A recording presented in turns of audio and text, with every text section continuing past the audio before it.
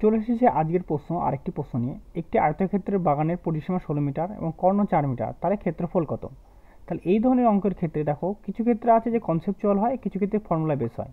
তো এই অঙ্কটার ক্ষেত্রে আমরা করব ক্ষেত্রফল। ক্ষেত্রফল মানে এ সমান সমান আমরা বলবো P square by 8 minus D square by 2। ঠিক আছে, এটা এ মানে হচ্ছে তোমার ক্ষেত্রফল, ক্ষেত্রফল। পি মানে পরিসীমা, পরিসীমা। আর ডি মানে কর্ণ, এটা ধরব। ঠিক আছে, তাহলে আমাদের ক্ষেত্রফল এ সমান সমান কি দাঁড়াবে?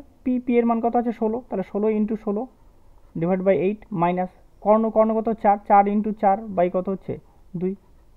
তাই এটা কাটবো 8 দুগুনি 16, তাহলে 32। এখানে 4 দিয়ে কাটবো 2, 4 দুগুনি কত হচ্ছে 8, তাহলে কত হচ্ছে 24 বর্গ মিটার। থাকলে মিটার, তাহলে আমাদের উত্তর হয়ে যাবে অপশন এ, 24 বর্গ মিটার।